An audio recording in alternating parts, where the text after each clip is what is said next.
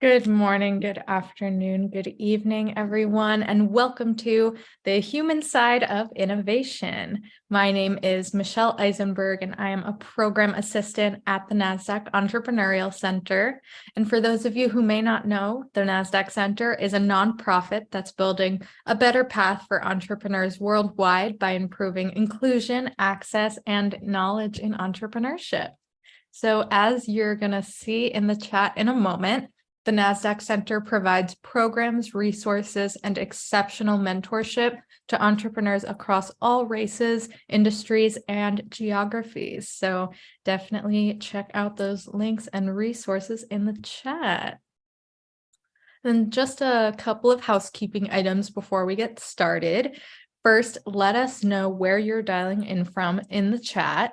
And second, we're going to open up for live Q&A at the end of the event. So please submit your questions for us in the Q&A function at the bottom of your screen throughout the presentation, and we will try our best to get to all of them. All right, wonderful. And of course, none of what we do could be possible at the center without all of the amazing support from our sponsors, including NASDAQ, Lehigh University, Bank of the West, Airbnb, KPMG, Wilson Sonsini, Woodruff Sawyer, Microsoft Entrepreneurship for Positive Impact, BPM, and HubSpot for Startups. We are humbled by their contributions and hope you are grateful too. And so before we get started, I'm just going to launch a couple polls to step back and see how everyone is doing today. This one's going to ask, how are you feeling? Fearful, anxious, surviving, or optimistic? Give everyone a few moments to submit a response here. Awesome. All right, I'm going to go ahead and end this poll, share the results. Looks like optimism is in the lead, but we do have some feelings of anxiety. So hopefully our conversation today will help address some of those feelings. Stop sharing this poll and launch the second poll. What is keeping you up at night? This one tells us a little bit about your current entrepreneurial needs so we can continue providing relevant content for you all. All right. Wonderful. Thank you for responding. Give it one more moment. All right, I'm going to end this poll, share the results. We got finance, marketing, pivot, and surviving. Awesome. We will take this into account as we continue to develop programming. All right, so I'm going to stop sharing that poll. And without any further delay, please join me in giving a warm welcome to our special guest, Mauro Porcini, SVP and Chief Design Officer at PepsiCo, President of Foundation Politecnico di Milano, USA, and author of The Human Side of Innovation, The Power of People in Love with People. Mauro, thank you so much for joining us today. We are thrilled to have you here. Thank you for having me. It's a pleasure, really a pleasure. And I'm glad that with the poll, most of the people say that they're optimistic. For the people that have anxiety, let's try to transform that anxiety today in optimism, because that's one of the key drivers of innovation and entrepreneurship in the world. So love it. Yep. Starting off with great energy. Amazing.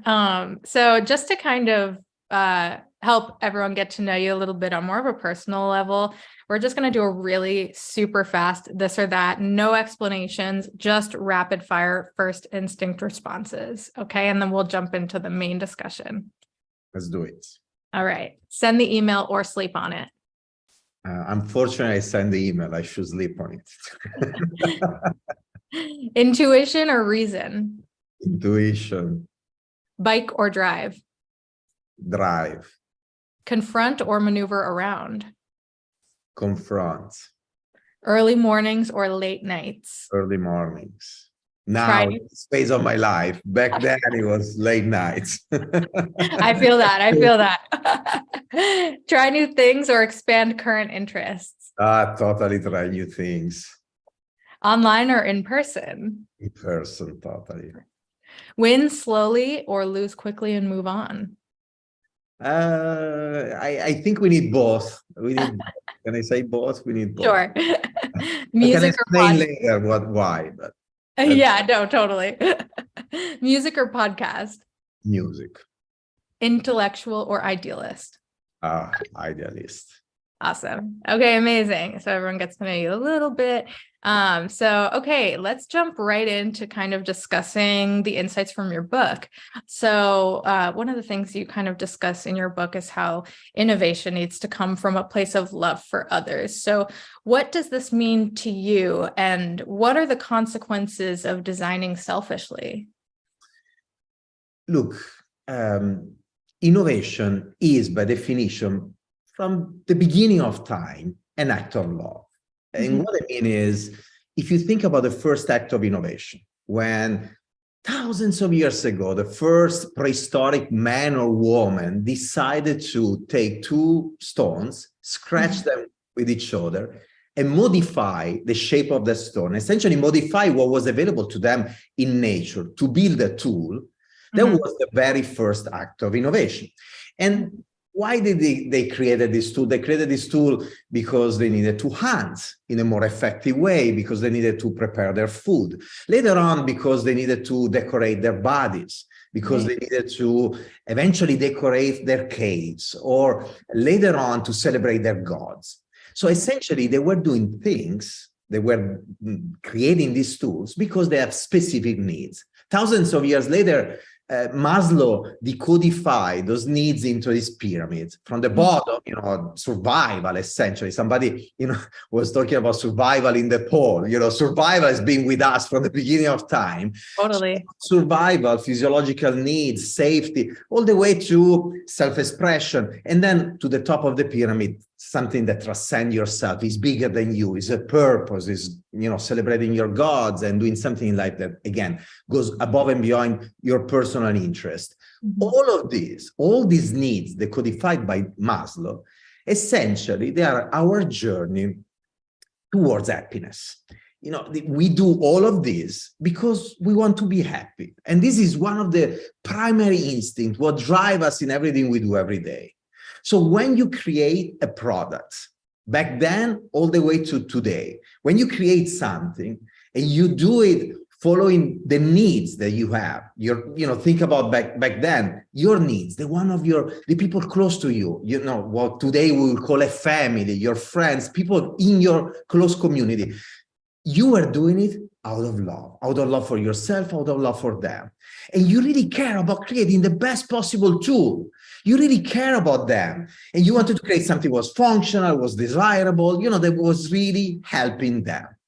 At a certain point, they started to create too many tools. And so they needed to ask people around them, can you help me creating some of these objects? I'm going to create a few and I'm going to give them to you. And you create few others and you give them back to me. Now, after that, things started to scale up, more products, more tools. And then we started to invent the idea of work, and then companies, and then brands. And all of a sudden, we started to put a distance between the innovator, or what we would call the entrepreneur today, and the people we are serving. What today somebody called customer or consumer, the people we are serving. And so at a certain point, we started to replace this act of love, really caring about what you are doing for people, with profit, with money. I do things because I want to make money. And this is something, for the entrepreneurs in the call today, be driven by an ideal, be driven by creating something extraordinary for people, be driven by creating value for people. Then you will figure out everything else. But if you have that kind of drive, if you have that kind of mission, then everything else is going to be easier to be figured out. I met too many people within big corporations or entrepreneurs that instead are driven by the idea of, I want to make money. Let me figure out what I can invent, to make money. Right. That's pretty different than the Steve Jobs of the Richard Branson of the world that were driven by the idea of creating something extraordinary for people. So to be a successful entrepreneur, you need to get super excited by creating things that are extraordinary. And by the way, not just at the beginning, I wish to all of you to create incredible enterprises, but you need to keep the entrepreneur mindset all the way through. Too many times you build your company, you start to scale it up and you lose it. Because you're like, oh, I did my successful product, service, solution is there. Now I need to extract as much value as possible out of it. This is what, unfortunately, usually corporations do. And that's why they struggle so much in innovating, because they lose the mindset of the entrepreneur, the culture of innovation. Protect the culture, have it right now, and then protect it all the way through. I love it. And that was honestly going to be my next question, kind of like getting into that culture of innovation and what that means, because that's going to be the thing that, potentially prevents your business from becoming distant from that original passion. So, what exactly is a culture of innovation? How can it transform an organization? It is a culture of love and caring. I mean, there is an easy, very practical filter that you can use. When you create something for somebody out there, instead of thinking about somebody out there, visualize the person with a human being that you really love, somebody you really care about. I'm designing this for my kid, for Beatrice. I'm designing this for my wife, for Carlotta. I'm designing this for my brother and my family and my friends. And, be driven by creating something that you can be proud of, that you can be comfortable giving to the people you love, that that is going to create value for them. So first of all, have a culture of love and the culture of caring. Now, it's easy to say at the beginning. Then you have the day-to-day. You have all the constraints, you need to define the ROI of the love. What is the return on investment on this kind of passion? Right. What are the constraints that you and the roadblocks you face on the road? And that's where usually you give up on love. You start to focus on other variables. So a culture of innovation is a culture that doesn't stop caring about people when you start to face the roadblocks. You need to be very practical. You need to be able to understand how to manage those complexities. You need to understand also that those complexities are part of the job of the innovator, of entrepreneur. But you need to make sure you don't lose that kind of drive because it's the most important thing ever. Right. And something you kind of talk about in your book is how, with this culture of innovation, innovation comes with a lot of, costs. It's a big investment in a lot of different senses. So how can startups realistically kind of hold on to that culture of love while managing those consequences that come with the investments of innovation? As I was saying earlier, this is the real complexity. Is the reason why you don't find it often in big companies for sure, and unfortunately often in smaller companies as well. The advantage that smaller companies have is that the entrepreneur is there, and usually first of all is the person that doesn't sleep at night, is there 24/7, and it's his or her idea, and that connection with the consumer, the customer, the people out there, I like to call them people, is there. So it's easier for this kind of organizations to keep that connection. But again, at a certain point, you will start to face all those constraints. And it's really on you to try to protect that kind of drive. Now, something that I've been doing all my life is to surround myself with people that think in a way. I mean, literally go hunt your friends, not your business partner, not just your business partners, your friends, or people you just bump into, when you go to a conference, an innovation conference, you go to a museum. The fact that you are here today listening to this speech means that you have that kind of curiosity. Reading books. As an example, just to suggest a few books, the two biographies of Richard Branson, Losing My Virginity and Finding My Virginity, the biography by Walter Isaacson of Steve Jobs, or the other biographies that he wrote about Leonardo da Vinci or Einstein, or the biography of Phil Knight, the founder of Nike, called The Shoes Dog, and so on and so forth. Me personally, when I read those books, first of all, I feel like I'm not doing anything important in life. I'm like, oh my God, even though, I have a nice title and a nice job and we're doing great. Sure. No matter that, I remember recently rereading the biography of Branson. I was like, fuck, I need to do more. I need to do more. So it's a great reminder when you are in the day-to-day, talk to people that are changing the world, talk to people that have the right mindset, even if they're not changing the world, and then read this kind of books. So go to conferences, go to exhibit, get inspired. It's so important because it helps you changing perspective. It helps you reminding why you decided to be an entrepreneur. Love it. And so I kind of want to touch on something that you said, but then you kind of moved on from it. How you mentioned you like to call the people that we serve people. And I think so many entrepreneurs really call that group consumers or clients out of just habit. So what is it about those terms that you don't like, and how would you reword it? Look, I am a designer. I study design in university, and you would never call in design school the people you serve consumers. You just call them in a way, especially in product design. Maybe eventually, if you study visual design, communication design, eventually that, because it's so close to the marketing world. But in product design, you don't, for a simple reason, because what they teach you is to, first of all, be an anthropologist, an ethnographer, somebody that understands people, their needs, their wants, their dreams, and they teach you to care about them. They teach you empathy. They teach you to really fall in love with a problem and try to solve it.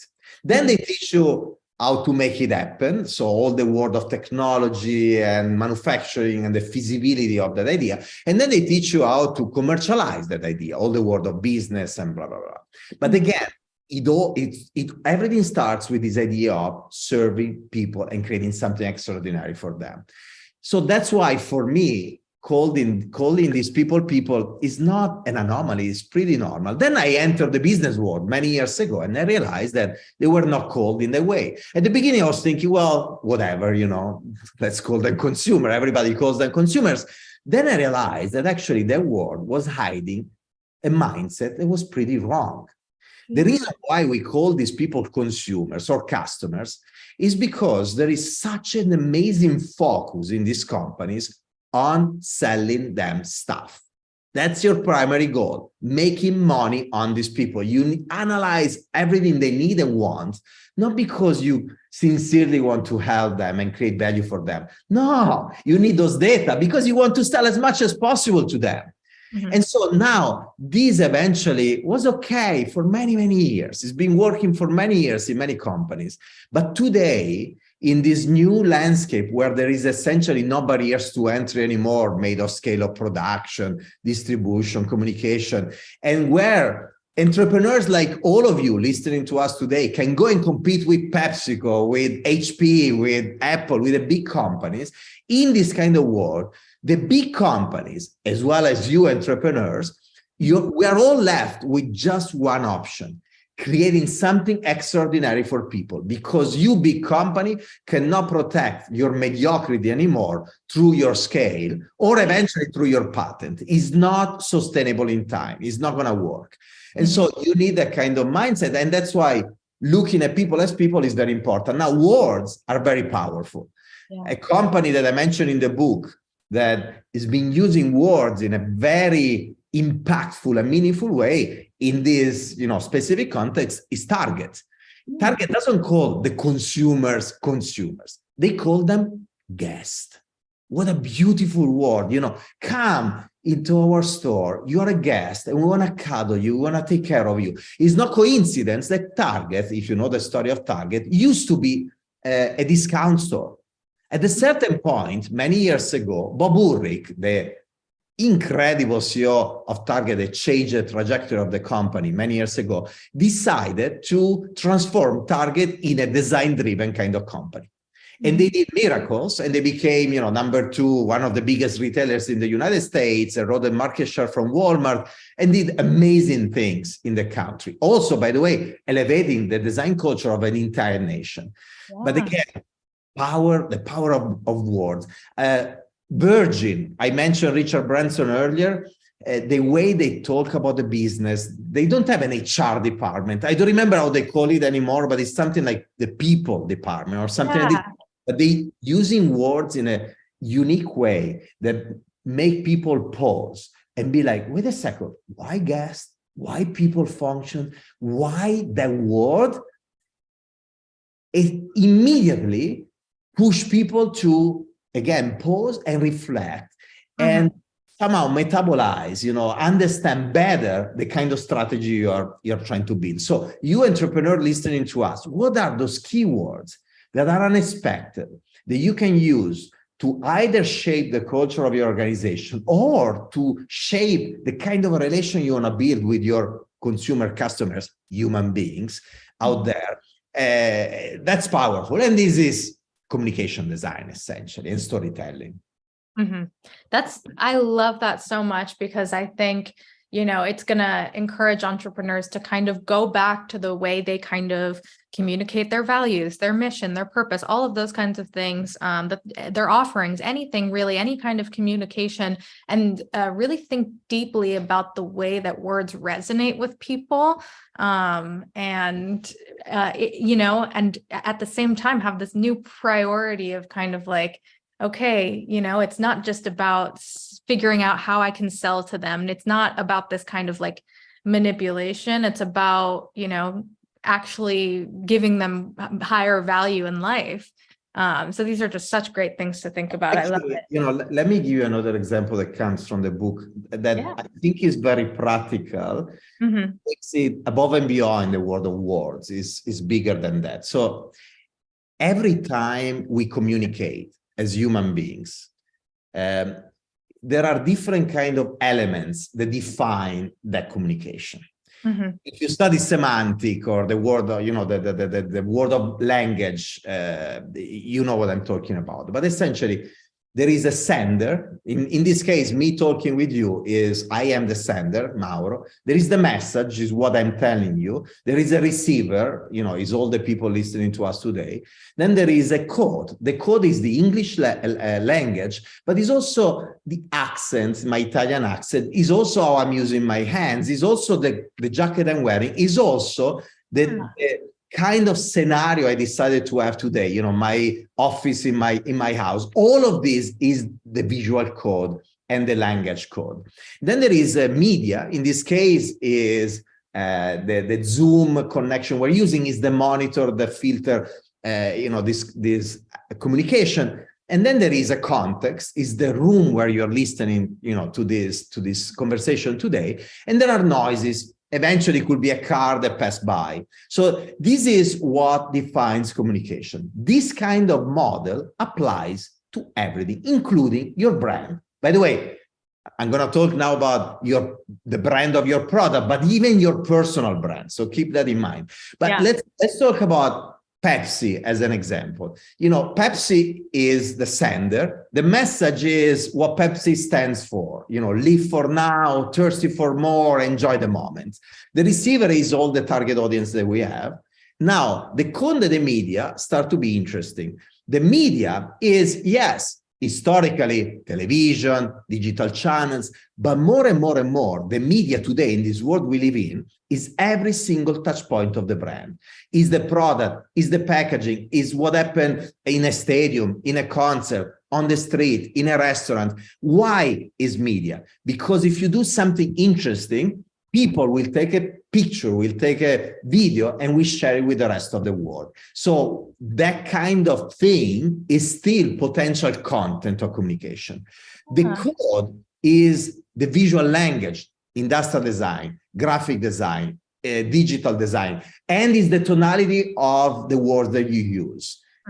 Is not just the message, but it's how you decide to convey the message. The context is that if I can do something with Pepsi in the United States, and the same exact thing is going to be perceived in a completely different way if I do it in Japan. So context is or if I do it in New York, or if I do it in, I don't know, in Minnesota. And then finally, the noise is I may do something perfect and is really relevant. And then Coca-Cola the day after does something different, change completely the meaning of my message. So the last example, we take the presidential elections of the past few years in the United States. Obama, when Obama won, he had a message, but what really drove Obama to win is code and media. Is this black, cool, young guy, the way he was dressing, playing basketball, everybody loved him. It could be your father, it could be your friend. So that was code. It was all code. The media, he started to use social media. He was the first president that started to use social media, Twitter, in a very friendly way. 8 years later, Trump, you may like it or you may hate it, whatever, this is not political, but is unusual and non-presidential way of using Twitter. The code that he was using, the kind of words, this body language, the facial expressions, he won with that. He won, not just through the message, but with all of this. So now going back to the entrepreneurs listening to us today, when you think about your product offering, think about the product, but be hyper strategic about the code and the media. And do not underestimate the power of visual communication. Visual communication being the design of your product, the design of your packaging, the design of your communication, and understand something. When we talk about aesthetic, we talk about taste and design. A lot of people think, well, it's easy, right? I have good taste. There is no human being in planet Earth that think that they don't have a good taste. We all think that we all have good taste. Right. The reality is that good visual communication, good product design is much more than taste, first of all. It requires experience, it requires technical skills. So even if you think that you have a good taste, if you have a product, check with an expert to see if you're doing the right thing. When you communicate, check with a design expert to see if you're doing the right thing. Because the right design can make the success or the failure of any product, including the hyper-functional one, including the one in B2B. I worked for 10 years in 3M, tech company from Minnesota. 75% of the business was B2B. Design really helped changing the trajectory of many of those businesses that were all B2B, all tech-driven, all behind the scenes, not consumer-facing. That's so interesting. This is, I think, such an important conversation, because I think a lot of entrepreneurs can potentially get stuck in a loop of like, what am I not saying right? And then they're kind of like, stirring over like the wording of things. And that is, while that is important, there's so many factors here that you've just highlighted that can influence the way that a message is perceived, on top of just the exact words that you're saying. So this will, And by the way, right now, I was talking specifically about design, right? Or But there's another important message in the story I described, in the role of design, it is diversity of thinking. So let's say that your background is in finance, to bring in designers, but not just designers, marketers, scientists, engineers, people that are different from you, that have a completely different background, is so valuable. And the same for us, designers, bringing in people from finance, from different fields, to really change perspective, to really validate our thinking, to really pressure test what we're thinking. And this is diversity in professional background. And then there is diversity that is cultural diversity, diversity of thinking, the diversity we always talk about. If you are a man entrepreneur, bring in women. If you are white, bring in people with different kind of ethnicities. Bring in people that are different from you. And when I say bring in, well, you may hire them, but doesn't mean just hiring them. It's conversations, bump into them in the street, maybe in a store where you may sell your product in the future, is taking them on your advisory board. But this is so important. And that means that sometimes you need to get out of your comfort zone, because these people may think differently from you. And this is so important, to be comfortable with getting out of your comfort zone. In the book, I talk about these entrepreneurs. I call them unicorns. They have 24 different characteristics. One of them is this ability to be comfortable in the discomfort of innovation. Yeah, I would definitely love to talk about that a little bit more, because I think for so many entrepreneurs, stepping out of that comfort zone and kind of like challenging the status quo can be really difficult, especially when there's always kind of like that subconscious thought, like, will I get my return on investment? Will I get my return on investment? So like, what advice can you kind of give to, like, carrying yourself in your everyday duties of leadership, while facing that? Look, entrepreneurship and innovation is really about working on the fine edge between being really, really practical, no bullshit here, super practical, but being also a dreamer. And it's so difficult to balance the two dimensions. I met in my life so many incredible dreamers unable to operationalize those dreams, to execute on those dreams. And I met amazing executors that are unable to dream. Now, you can solve this in two ways. One is maybe you have it both. There are many people that, I mean, not many, but there are multiple people that have it both, right? Now, if you don't have it, both of the things, if you're an entrepreneur, you're going to have one of the two for sure, in a good way. But if you miss the other dimension, find a partner that can fill the gap. Don't be shy about this. Don't be arrogant. Don't be thinking, well, I know it all. Humbleness is another of the characteristics of the unicorns. There are amazing couples in the business world that have been able to do amazing things over the years. If I think about the fashion world that I'm so close to, I think about Valentino and his partner in life and partner in business, Giammetti. They did amazing things together. One is the creative genius and the other one is the business person. So again, first of all, try to balance the two dimensions within yourself or by getting support.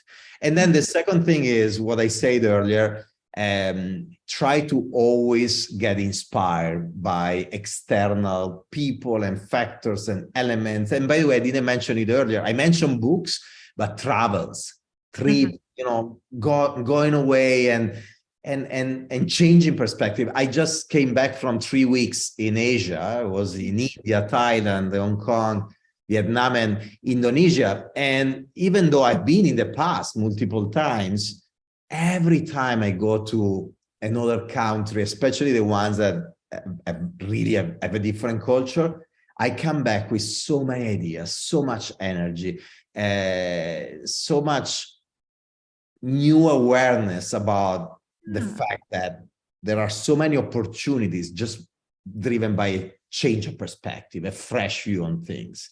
So traveling has been always so important for me. You can hear from my accent, I'm Italian, even going back to Italy that I know inside out by heart. Even those trips to a country I really know very well are so refreshing and inspiring because it takes a moment. It happens very quickly when you are in one location to start to adjust to the culture of the location, the point of view of the location, the perspective of the location. So the trick is finding ways to activate a change of perspective. It's so powerful. It could be by talking with diverse people. It could be by traveling. It could be by reading. By the way, all of this, there is one common factor that, again, is one of the characteristics of the unicorns. Is one of the first that I mention all the time when they ask me, what are these characteristics? Is curiosity. If you are a curious person, you will find the energy to do all that I just described, to travel, to talk, to get out of your comfort zone. I mean, it's going to be stronger than you. You just need to do it because you're curious. Right. I want to dive into the kind of like more characteristics that define a unicorn. But before I do, I quickly just want to touch on something that you were just highlighting about like finding somebody who kind of has that expertise or that different perspective that you don't have. So what advice can you give to entrepreneurs, either, looking for a co-founder or looking to hire somebody new on their team, to kind of like maintain that diversity of thought while also, trying to prioritize like keeping that culture of love? Look, you need to understand what is important to you. One of the reasons why I wrote this book is that I needed to write down all those 24 characteristics of not just, the characteristics that I wanted to embody, that I aspire to embody, but the characteristics that I want my team to have. Yeah. And eventually my peers, and eventually my partners out there that work with us. And the book is just the latest milestone in this journey of defining what are those characteristics. I wrote them down on a piece of paper 15 years ago. Wow. For me to visualize them. Then I gave them to the HR team in 3M, asking them use these as filters to find the right people. And then over the years, I again pressure test them, validate them, tweak them, evolve them. And now they're in a book, but they've been in many other documents in PepsiCo and 3M before. So why I'm mentioning all of this? Because you don't need to use my 24 characteristics in the book, but in general, this could be a starting point. Have a look and then create your own if you don't like them. But be clear about the characteristics you want and look for people with those kind of characteristics. Why? I mean, it sounds obvious. You do a research, a people search, you have some filters. But here I'm talking about characteristics that often people underestimate in the business world, like empathy, curiosity, optimism, kindness, respect. So resilience, ability to dream but make things happen that I was mentioning earlier, getting out of your comfort zone. So being crystal clear about those kind of characteristics, prioritizing them. For instance, for me, number one, before anything else, is kindness, is filter number 0. And it's not something nice to say in a conference or in a book. I gave it as a filter to HR at 3M and in PepsiCo in the past 11 years to find the people that work in my team. Kindness is an amazing driver of productivity, of efficiency, of effectiveness, bond people together, build synergies in the organization, build trust. So it's very concrete. It's not a nice, loving thing to say in a conference, by an Italian designer. Yeah. It's very tangible. So when you look for these people, be clear about what you want them to have, not just the practical and functional characteristics, but the emotional one and the soft skills and qualities as well. And then finding the right people is difficult. So a technique that I use, I'm never the only one interviewing the candidates. I have multiple people different than me. I have people really different than me, but people that I trust, that I know they have my same mission, the same goal, they know what I'm looking for, but they're different from me, so that we can all look at these people from different perspectives. And eventually, actually, it happens all the time. I have my team members that see things in people that I don't see. So that's one technique. The second one is talking with people that know these people. And finding ways to have very authentic conversations. It's not just, oh, check the box, I check the references. No, real authentic conversations. And again, you will still make mistakes in finding the people. I do it all the time, but you increase the probability of finding the right partners. Right. Yeah. Okay. So now I definitely want to hear a little bit more about kind of the characteristics that define a unicorn, why it's possible for some businesses to achieve that and others not. And, kind of, is it possible to just become one out of pure effort, or how does one become a unicorn? That whole story. Look, the characteristics, as I mentioned now multiple times, are many. There are 24. I will mention a few. Yeah. And that I already mentioned, but I will go a little bit more deeper on them. The 3 key ones are kindness, curiosity, empathy. If we need to add another one immediately after, is the ability to dream, to think big, combined with the ability of making things happen. Then there are many others that are connected to this, but curiosity is the driver I was talking about earlier. It drives you to engage with people with a different background. It drives you to continuously learn, seeing life as an opportunity to keep learning. And in the book, there is a quote. I talk about this idea of being students of life, students for life. But any great entrepreneur, I remember my former CEO, Indra Nui, any great entrepreneur will tell you that this mindset of the students learning for life is one of the key drivers of success. Because the real innovator, the smart people, the wise people understand that we know nothing in the world. We are just dust in the universe. And when you realize that you really don't know enough, Socrates used to tell us thousands of years ago, the wise person is the one that knows of knowing nothing. So when you realize that, then, with an optimistic kind of mindset, you see life as an opportunity to fill the gap. And you know that there is no way you will completely fill the gap, but you will spend your life with that excitement of trying to learn as much as possible. Now, connected to this, there is also, the idea of humbleness. Because if you know that you don't know enough, you can't be arrogant, because you know that you're going to be surrounded by people that eventually can give you something, can help you understanding things that you don't understand. You know that the more people you have around you, the more diverse they are, the more you empower them to push back on you, to talk to you. This is one of the problems. Often you find entrepreneurs, business leaders that because of some achievements in life, they become arrogant and they think that they know everything. That's when you stop growing. That's when you become sterile. That's the worst thing that can happen, because eventually, until then, you did a phenomenal path and journey and you did really great things. But then you stop growing and you don't even realize. So again, curiosity connected to some of the other characteristics that I mentioned is very important. And then optimism. Optimism, because if you are changing the world, if you are creating something new, you're going to face roadblocks. If you don't face them, it means that you're not changing anything. So you need to get excited by the roadblocks, get excited by the difficulties. If you don't get excited by the difficulties, you can't be an entrepreneur, because there is no way that you're not going to find them. And even when you succeed with your company, it's on you to find new difficulties. You need to find new difficulties, because that means that you will keep innovating. You won't be satisfied with the status quo.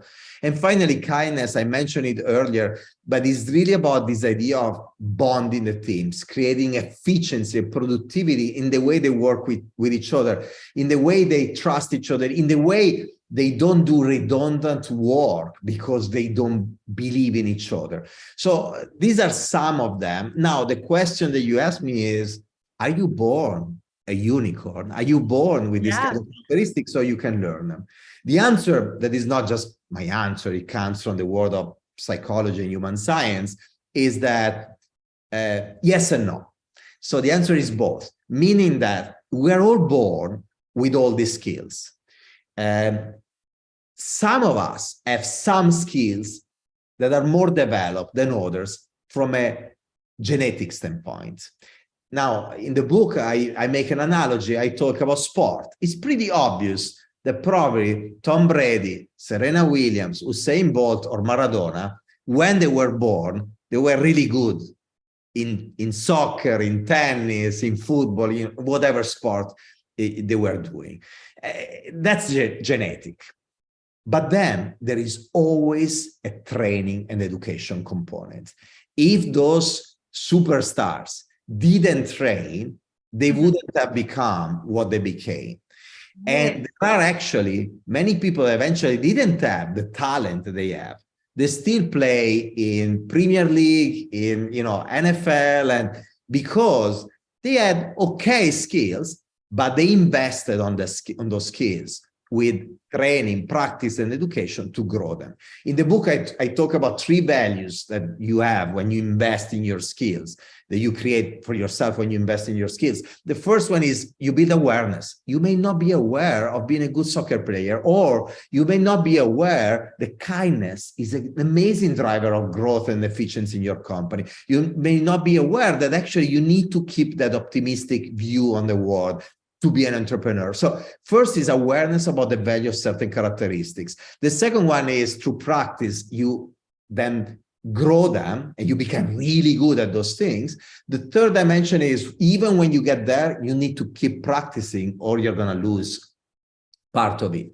So the starting point, though, is that you need to be aware of what are those characteristics. You may be bored in a town in India where nobody plays soccer. You may be Maradona. You will never realize unless somebody come and tell you, why don't you play with the ball? Let's see what you can do. So the same year, the reason why I brought the book, I had in mind, first of all, my daughter, but then beyond her, I had in mind all the people working with me or willing to join me in my dreams. It's not even a job, in my dream, in my mission. And I was thinking, okay, I need them to be aware about what I need from them, about these 24 characteristics, so that they can invest in those characteristics. Right. Those characteristics are a compass for me. I invest every day in each of them, trying to raise them, try to grow them, try to become the best possible version of myself in all of these dimensions. Love it. And this is so many important things for entrepreneurs to think about when kind of like evaluating like where they stand in this description, kind of like how they might aspire and work towards that on like a long-term basis. There is another, if for all the people in this call that are building teams, look, people follow people. And or if you want to translate it in a different way, people follow dreams. Yeah. So to have certain kind of characteristics that position you as the dreamer, the visionary, in a very strategic way. If you're an entrepreneur, you're already a dreamer and a visionary in some way. Yeah. But to become perfect in that, you may invest in attributes, soft skills, qualities that eventually you're not considering today, that can elevate you to be that charismatic, inspirational, and aspirational leader that will help you, will empower you, enable you to build the dream team. Because at the end of the day, you can be as smart as you want, but without a dream team, you go nowhere. And this is the realization that the humble people, the unicorns, the real entrepreneurs have. That is not about them or just about them. It's really about surrounding yourself with the right people. Totally. Love it. And that's so important to emphasize. So before we kind of jump into some live Q&A, I want to ask you about, so like we've talked a lot about this human-centered design, but you also kind of mentioned this concept of like environment-centered design in your book. So I kind of want to touch on like, what is the difference between these two phrases, and can one exist without the other? What are your thoughts? I felt the need of writing a chapter about this for a simple reason. I've been talking about human centricity, not consumer centricity, human centricity for many, many years, simply because it was part of what I do, what you study in design school. And I realized how important it was to convey this message to the business world. At a certain point, years ago, I started to get here and there in LinkedIn, for instance, pushback from people, or at conferences, pushback from people telling me, this human centricity is actually destroying the world. We should really focus on the environment centricity. We should talk about that, blah, blah. Now, this is all semantic bullshit. I'm sorry for the French, but it's still important. We talk about the power of words earlier, so it's important. So my answer to them, and what I wrote in that chapter, is this: if you think that there is a tension, a contrast between human centricity and environment centricity, you didn't understand at all what human centricity is about. And the analogy that I use in the book is this. Imagine you are designing for your daughter or your son. You're designing, everything that surrounds them. You design products for them, you design their clothing, their education, their services. Now, these people, these sons and daughters, they live in a house. Would you destroy their house if you really care about them? Because if you're human-centered, you really care about them. If you care about them, you don't make a mess of their bedroom or their house or their garden. So this is what human centricity is about. Human centricity is about caring for people, and therefore you will be insane if you love them, you care about them, and you destroy the environment where they live. At the point of actually creating a real risk of survival for these people. If you love society, if you love people, if you want to create a better world for our sons and daughters, you can't destroy the planet where they're going to live. This is just stupid. It's crazy. It's not human centricity. So environmental centricity is a component of human centricity. And by the way, talking again and to entrepreneurs today, you can't anymore not consider the environment and sustainability in everything you do. I mean, we are, thank God, at the point that Wall Street is attaching a financial value to this idea of sustainability. There is not investor out there that is considering new companies, startups that don't have somehow an idea of a sustainable product offering, a sustainable business model, and a purposeful branding. Somehow, thank God, they are becoming competitive advantages. It's one of the key points of the book. Somehow, thank God, in the world we live in today, human value is starting to align to financial value. And this is wonderful for all of us, human beings and citizens of the world. I totally agree. And so one more question before we jump into the Q&A that I think is kind of just important going off of that. So like, okay, now just you've done all of this research. You've really kind of like aligned yourself and like found good footing and like why you're doing what you're doing, who you're doing it for, why it matters, why you care. So like, let's say you are an innovator and you have all the correct answers, but it's the wrong set of questions, and that can kind of get in the way. So like maybe you've solved a problem that isn't related to who you were actually trying to, help or add value to their lives. So kind of what are examples of the right kinds of questions that innovators can, ask to kind of think about how to get at that precise answer so that they are aligning themselves with what's best for their the people they serve? Yeah, look, it's super important to always challenge any kind of assumption, any brief, any again, question, because often these briefs and this assumption comes in the form of questions, somebody asking you to create something, to design something. So you need to be, first of all, very honest with yourself about what is the real problem. It takes a second to fall in love with a solution that you created, that you generated. And at a certain point, you're so in love with that you keep pushing it, even if eventually it's not the ideal one. How to figure out what is the ideal one? Well, essentially is using a technique that philosophers have been using for thousands of years, or actually is using the behavior that children have all the time. Is the same kind of approach, is the same kind of technique. Is all about asking why and not stop asking why. When you get the answer, you stop, you ask why again, and then why again, and then why again, until you arrive to what the philosophers call the root cause, the primary cause, what drives everything. Let me give you a very banal and tangible example. Let's say that you are an entrepreneur and you see that there are a series of bridges. You're like, I'm going to design another bridge better than the bridge that is there in the river. Or maybe it's a customer that come to you and tell you, I really need to redesign an existing bridge.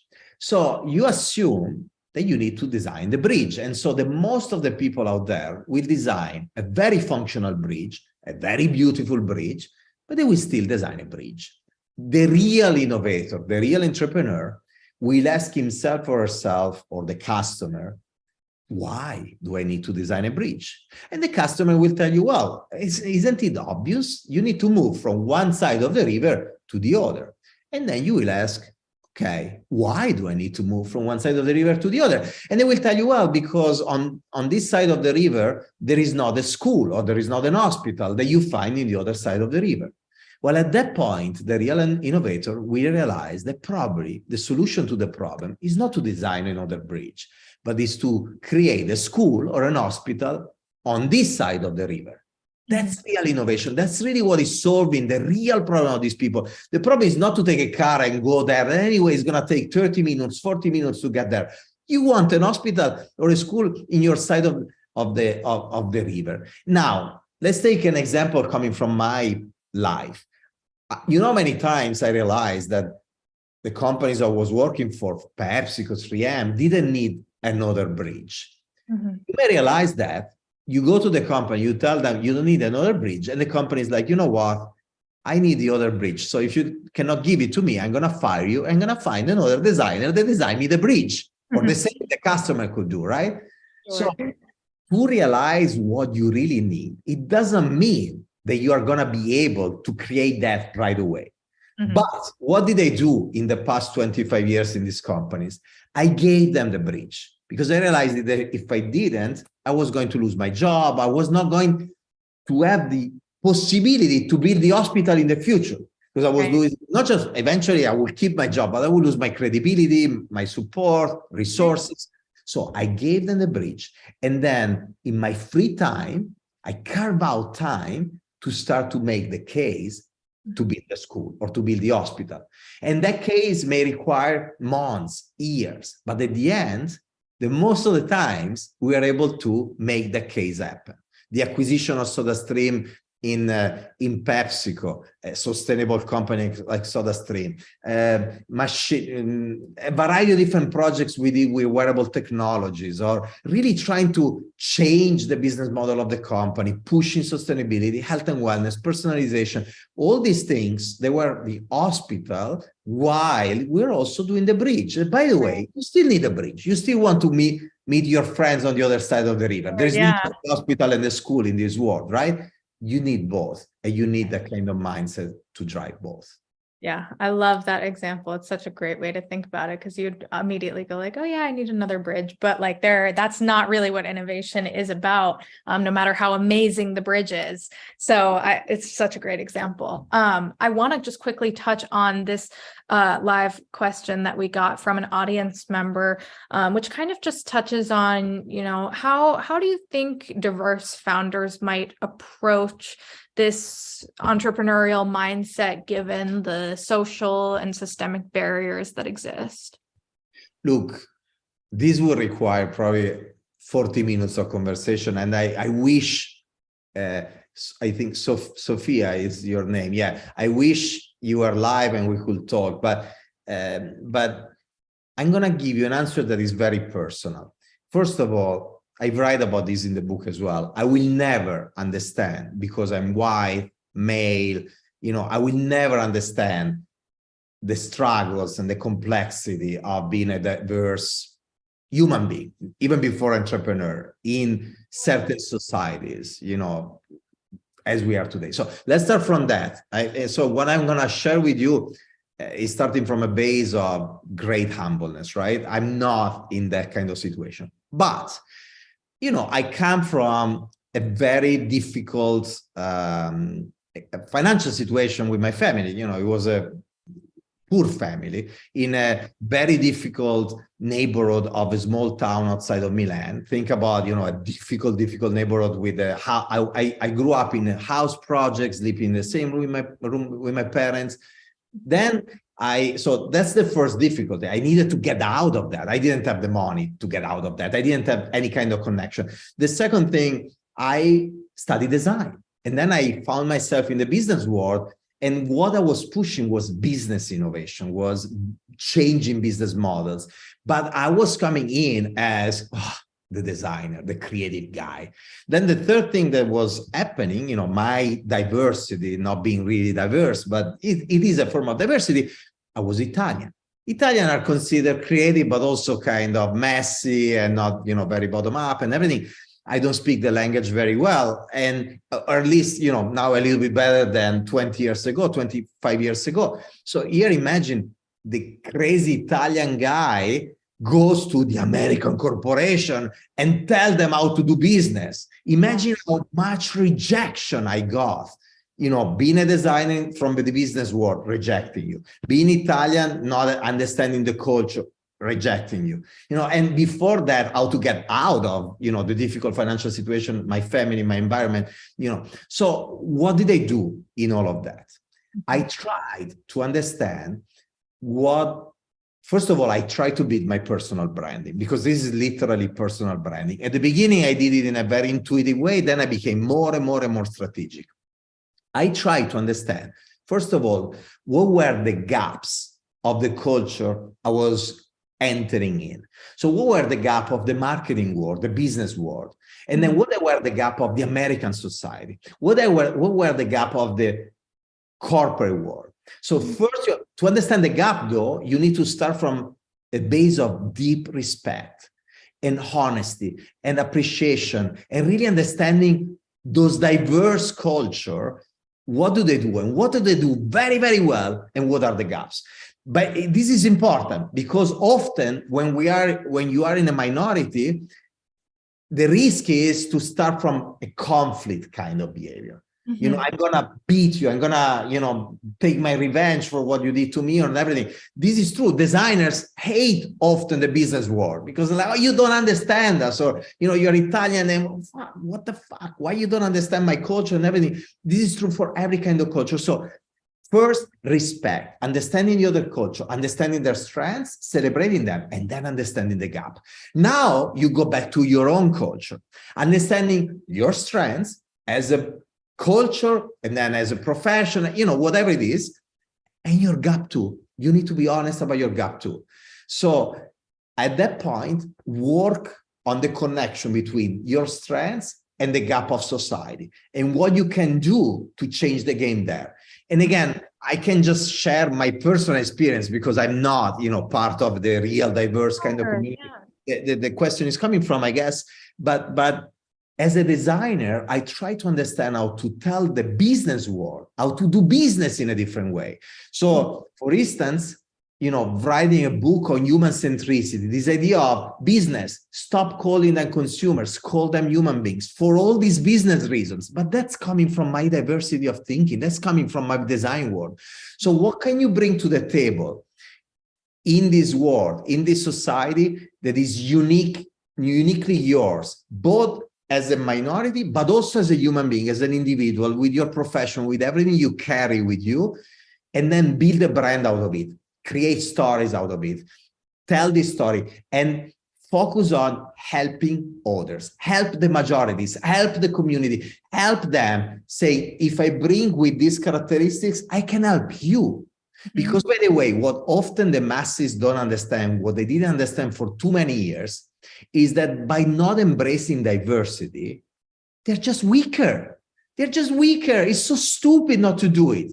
So if you find a way to tell this story in a respectful way, without building tension, without conflict, and with respect, with dialogue, again, many of the characteristics of the unicorns, I think we can do amazing things. Because at the end of the day, one of the biggest problems of society is not racism, is not, you know, what we call gender diversity or inequality.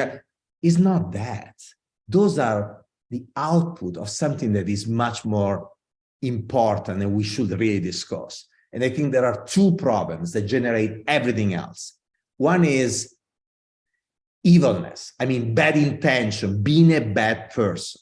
The second one is ignorance, not knowing things. So if you lack, you know, if you are a bad, you know, evil intention person, and if you don't know things, if you know just what you know, you don't travel, you don't read, you're just in your little context, these two things will drive you to fear people different from you, to be aggressive against them, to be racist, to take them out of your little life and your equation. So we forget that instead of talking just about, a community against the other, and this creates just more and more division and tensions, we should talk about these two behaviors, culture and being kind. That's why for me, kindness has been always the imperative number one. Learning goes to ignorance and lack of ignorance and growing, and kindness. These two things are so important. They could heal the world. They should teach them in school. If they were teaching them in school, we would have a different society. And one of the key messages of the book is that these kind of things create not just a better society, we all know this, but also better business. Yeah, exactly. This was such an amazing conversation. Thank you so much, Mauro, for joining us on behalf of the NASDAQ Entrepreneurial Center and everyone in attendance today. We are just so grateful. Thank you, and good luck with all your enterprises. And Michelle, thanks for this great conversation and the great questions. Of Bye, course. everyone. And to our audience, we would love for you to join us again for upcoming webinars by using the link that's going to be posted in the chat. Thank you all so much for joining us today, and we look forward to welcoming you back online with us soon. Ciao.